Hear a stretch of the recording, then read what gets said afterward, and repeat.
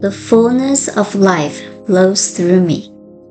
The water that I shall give him shall be in him a well of water springing up into everlasting life.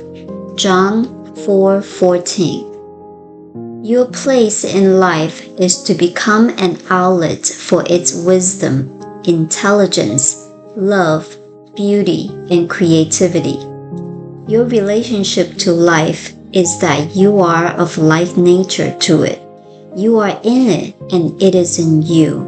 Some part of you exists as pure, unmanifest spirit. This side of your nature has never been troubled. Since you are fashioned from the stuff of the invisible, its nature is incarnated in you. Because of this, your word has the power in your world of localizing itself, of manifesting itself in concrete form. You are in life. Life is flowing through you. It is you. It decrees, affirms, knows, and imagines. That which it decreases transpires. You are like it. You rule your own world. Every idea you have automatically sets the law of life in motion in such a way as to produce the definite form of that idea.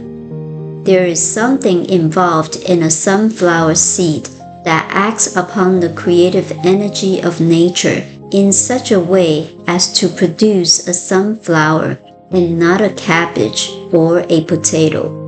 Definite ideas produce definite results. This means that if you're using this law to bring loving friendships into your life, then you are specializing it for this definite purpose and not for something else. I choose to live the kind of life I deeply desire, accepting and affirming the truth of my being, that God and I are one. I free myself of beliefs in limitation and lack, and move forward into a new life of loving friendship and joy.